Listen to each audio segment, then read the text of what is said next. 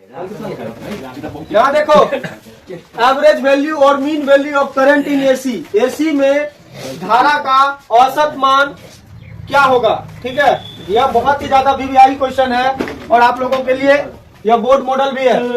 एक चीज याद रखना, कल हम लोग इक्वेशन पढ़े थे, धारा का इक्वेशन पढ़े थे, I is equal to I not sine omega t. I is equal to क्या पढ़े थे? I not sine omega t. अब हम लोग इसका औसत मान निकालेंगे। तो धारा का जो एसी धारा का जो औसत मान होता है पूर्ण साइकिल, एक साइकिल के लिए वह 0 होता है, लेकिन ईएमएफ उसका क्या होता है? ईएमएफ उसका होता है, लेकिन उसका धारा का मान 0 हो जाता है, औसत मान। देखिए औसत मान किसको कहेंगे? किसी कैपेसिटी, मान लो कोई सर्किट है, एक सर्किट है, इसमें भी कैपेसिटर को जोड़ दिए, ठीक है, जिसको हम लोग क्या किए हैं? बैटरी से जोड़े हैं। क्या किससे? बैटरी से। और एक और कैपेसिटर को जोड़ दिए हैं, जो कि किससे जोड़े हैं? एसी सोर्स से। किससे? एसी सोर्स से जोड़ दिए हैं और इससे धारा को प्रवाह करवा रहे हैं। डीसी में जिस समान समय में जितना आवेश एकत्र करेगा उतना ही आवेश कितना समय में एकत्र होना चाहिए बबुआ? एसी में भी उतना समय में समान आवेश जो एकत्र करता है वही आपका क्या कहलाता है? एवरेज वैल्यू और मीन वैल्यू ऑफ करंट। मतलब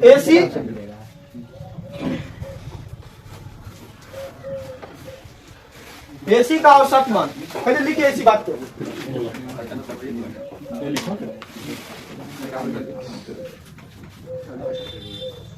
चलो लिखो, लिखो दिष्ट धारा का वह मान जो किसी दिष्ट धारा, डायरेक्ट करंट जो बैटरी से निकलता है, दिष्ट धारा का वह मान जो किसी संधारित्र में, जो किसी संधारित्र में, जो किसी संधारित्र में समान समय में, समान मात्रा में, समान समय में, समान मात्रा में आवेश को एकत्र करता है, आवेश एकत्र करता है, जैसा कि कोई एसी सोर्स, जैसा कि कोई एसी सोर्स समान स्थिति में करता है, समान स्थिति में करता है। एसी सोर्स समान स्थिति में करता है, एसी का औसत मान कहलाता है। मतलब प्रत्यावर्ती धारा का औसत मान कहलाता है।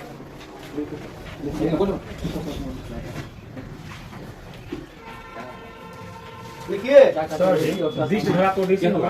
हाँ, दिष्ट धारा डीसी हुआ। मतलब जितना समान समय में आगे देखेगा, गप देगा। क्या लिखा है? दिष्ट धारा का वह मान जो किसी संधारित्र में समान समय में तथा समान मात्रा में आवेश को क्या करता है? एकत्र करता है। जैसा कौन करता है? सेम कंडीशन में एसी सोर्स करता है। मतलब एसी सोर्स भी उतना ही आवेश को एकत्र करेगा किसी कंडक्टर में जितना कि डीसी करेगा समान समय में। जो समय है वही स्थिति रहेगी, ठीक है, वो भी उतने समय में समान अगर मात्रा में आवेश को क्या करता है? एकत्र करता है। तो वह धारा क्या कहलाता है? औसत धारा कहलाता है। ठीक है, मतलब कि जब किसी बैटरी द्वारा जो करंट जो हुआ गया वह जितने समय में किसी संधारित्र में क्यू आवेश को एकत्र किया उतने ही समय में उतना ही मात्रा में अगर यदि आवेश एकत्र हो जा रहा है किसमें? एसी के कारण, तो वह क्या कहला जाएगा? आपका दिष्ट धारा, सॉरी एसी का औसत वैल्यू कहला जाएगा। सिंपल सा बात समझो कि किसी दिष्ट धारा को, कोई मान लो ये दिष्ट धारा है क्योंकि बैटरी से निकलने वाली कौन सी धारा होती है? दिष्ट धारा होती है। और कोई दिष्ट धारा जितना समय में जितना आवेश को एकत्र करता है ठीक उतने ही समय में अगर यदि वह धारा, कौन? एसी वाला धारा, उतने ही समय में अगर यदि उतना ही आवेश को किसी संधारित्र में एकत्र कर दिया तो यही इसका क्या कहलाएगा? औसत मान कहलाएगा। समझ में नहीं आया? जब आ गया समझ में तो आगे समझाने की जरूरत नहीं है। चलिए लिखिए, यदि I M is equal to क्या है? धारा का औसत मान, धारा का औसत मान, और टी बराबर मान लीजिए कितना समय लगा, टी बराबर कितना? पूरा का पूरा समय लगा टी। एक नंबर टी टी क्या लगा, समय, जितना समय में वह समान धारा एकत्र किया, हाँ, समान हाँ। आवेश को एकत्र 30 टी किया, होगा तो यहाँ पर टी बराबर समय। तब देखिए, तब यहाँ पर आप लोग एक चीज बताइए, धारा बराबर क्या होता है, दिश धारा डीसी के लिए क्या होगा, कितना आवेश एकत्र करेगा, नहीं मालूम है?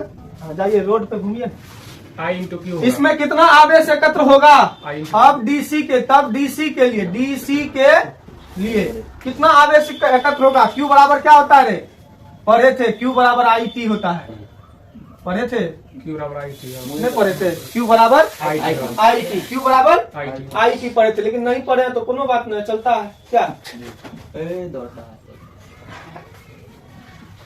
तो इस केस में क्या होगा, तब इस केस में टी बराबर टी हाफ ले लीजिए, किसके लिए, हाफ साइकिल के लिए, आधा चक्कर के लिए। आधा चक्कर के लिए।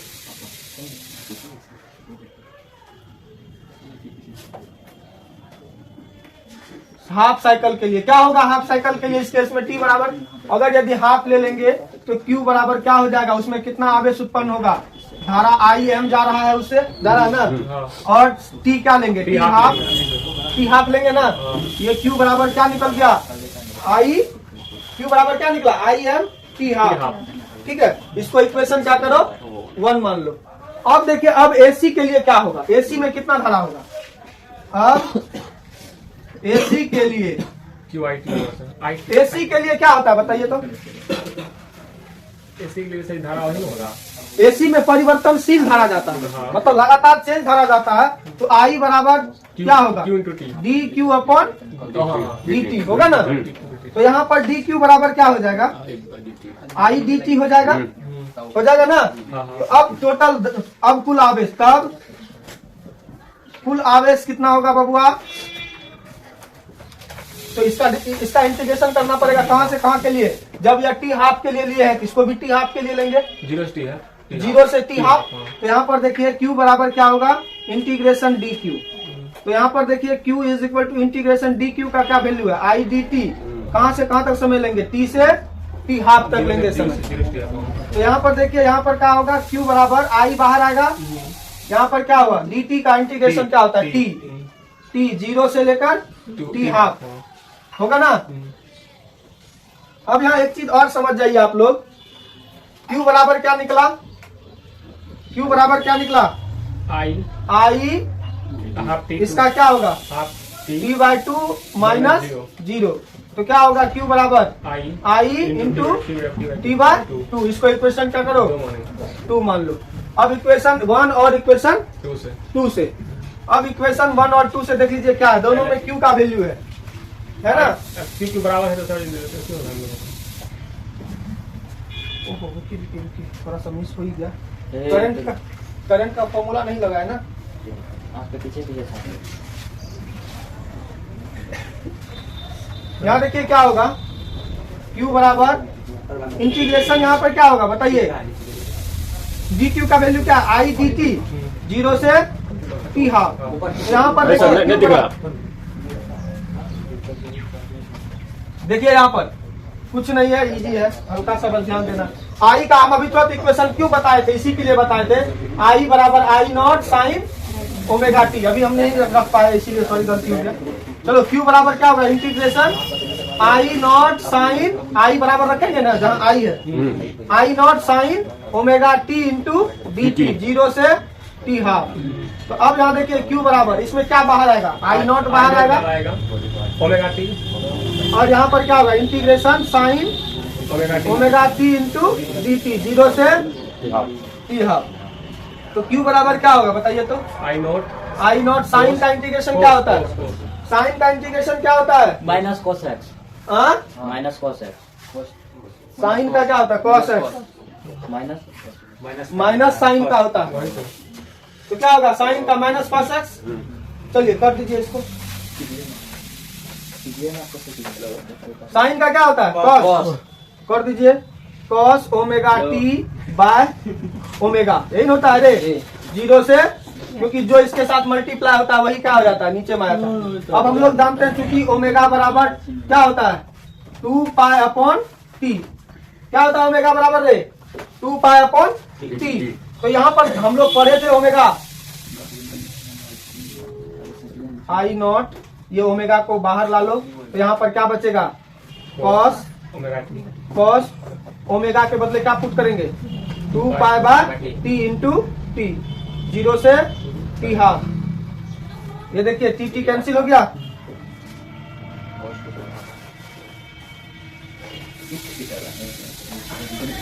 आई नॉट बाय ओमेगा।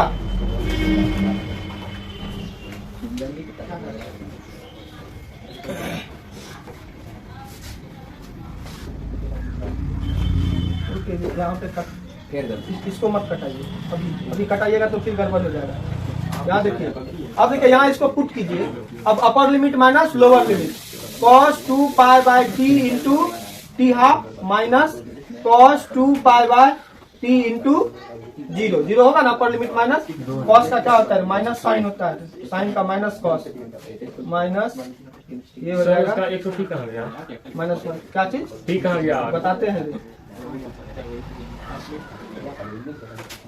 क्या चीज बोला, टी कहाँ गया उसका, 2 पाई बटे 3 टी है ना, इंटू टी ए के जगह में पहले क्या रखे, अपर लिमिट क्या है टी बाय हाफ हाँ, और लोअर लिमिट क्या है 0। तो अब यहाँ देखिए यहाँ पर क्या होगा, Q इज इक्वल टू क्या होगा, माइनस ये क्या हो जाएगा, ये प्लस हो जाएगा, ये माइनस माइनस प्लस हो जाएगा। तो यहाँ पर क्या होगा बताइए तो,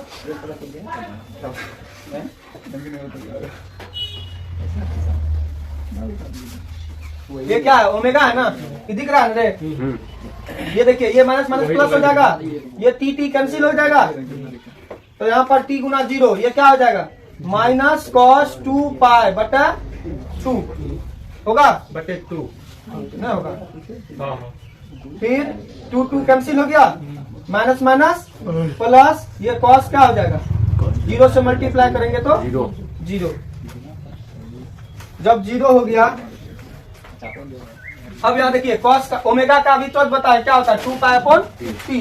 तो यहाँ पर Q इज इक्वल टू क्या होगा, आई नॉट, ये टी नीचे है तो यहाँ ओमेगा बराबर ये लिखेंगे तो ये टी कहाँ चले जाएगा ऊपर, तो ओमेगा टी अपॉन 2 पाई होगा ना, इंटू ये माइनस कॉस 0 का वैल्यू क्या होता है, एक होता है, हाँ?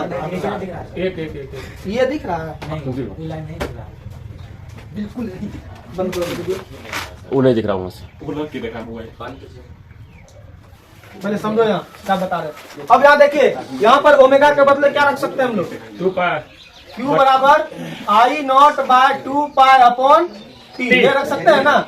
और यहाँ पर देखिए ये क्या होगा, कॉस पाई का वैल्यू क्या होता है, -1, कॉस 180 डिग्री कितना होता है, -1 होता है, प्लस कॉस 0 का वैल्यू क्या होता है, 1। तो यहाँ पर देखिए ये टी ऊपर चले जाएगा तो आई नॉट टी बटा 2 pi into minus minus plus 1 plus 1 क्या हो जाएगा, 2 2 कट गया। तो Q बराबर क्या आ गया रे बबुआ, आई नॉट टी अपॉन पाई, क्या हो गया, आई नॉट टी अपॉन पाई। चलिए जल्दी से लिखिए इसको, हो जाएगा, हाँ? ये देखिए ये किसका वैल्यू हो गया, Q का वैल्यू हो गया इक्वेशन 2। अब इक्वेशन 1 देखिए, इक्वेशन 1 में क्या था, इक्वेशन 1 जिसको माने थे तो वहाँ पर Q बराबर क्या था, आई एम और टी हाफ था, यही था ना। तो इसको इक्वेशन 1 माने थे। अब इक्वेशन 1 और इक्वेशन 2 में देखिए दोनों Q बराबर है, तो LHS अब इक्वेशन 1 एवं 2 से जब दोनों से बराबर है तो क्या लिखेंगे, I M T by 2 is equal to I not T by pi, यही ना रे, I not T by pi. देखिए यहाँ पर, तो ये यहाँ पर क्या होगा, आई एम मीन ना वैल्यू है, तो ये क्या होगा, आई नॉट टी बटे पाई इंटू टी हाफ, ये टी 2 ऊपर चले जाएगा, एक ही बार काउंट कर लो, पार्टी तो उतना एक ही बार में कर देंगे नहीं समझ में आएगा।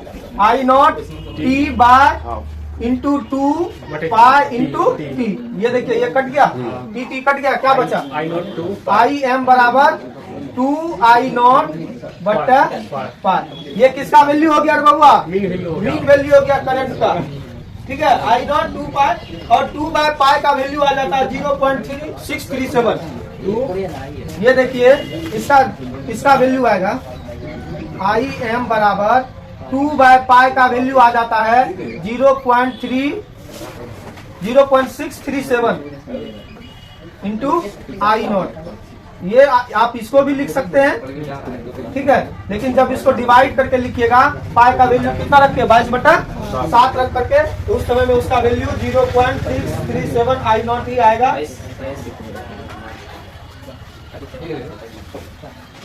इसको मिटा दें। यहाँ पर थोड़ा सा एक और चीज देख लेते हैं हम लोग। नहीं, आप कुछ नहीं देखना, टाइम हो गया।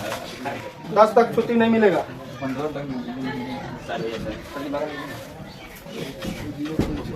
चलो यहाँ एक और चीज देख लो। यह किसके लिए होगा? एगो हाफ साइकिल के लिए होता है आई एम। अभी तुरंत बताया हाफ साइकिल के लिए मतलब, क्योंकि I M is equal to 0.367 I not. ये प्लस में यह किसके लिए हो गया? पॉजिटिव हाफ साइकिल के लिए। फिर चलते हैं I M is equal to minus 0.367। ये किसके लिए हो गया? नेगेटिव हाफ साइकिल के लिए। तो धारा का औसत मान क्या हो जाएगा? दोनों को पूर्ण के लिए धारा का औसत मान क्या होगा बताइए तो? कुल मान फुल साइकिल के लिए, फुल साइकिल के लिए क्या होगा? फुल साइकिल के लिए क्या होगा रे? 0 होगा, क्योंकि ये प्लस और माइनस। तो आई एम क्या हो जाएगा? 0। आई एम क्या हो जाएगा? दोनों जुटेगा तो फुल के लिए जोड़ना पड़ेगा। जोड़ेंगे तो ये प्लस में उतना है, वो माइनस में, दोनों का 0 हो जाएगा। तो ये क्या हो गया? कुल धारा का मान क्या होता है फुल साइकिल के लिए? 0। लेकिन वोल्टेज का मान होता है। लिख लीजिए वोल्टेज का मान क्या होता है। कैसे सर? यह नेगेटिव, इसका मोड करते हैं, इसका नेगेटिव पॉजिटिव नहीं करते हैं, ठीक है, परिमाण में। वोल्टेज के लिए वोल्टेज के लिए क्या होगा? वोल्टेज के लिए E M is equal to 0.637 E not. ये हो गया, ये वोल्टेज का मान होगा, बट धारा का मान औसत मान क्या हो जाएगा? 0 फुल साइकिल के लिए। सर हाफ साइकिल पीछे होता है।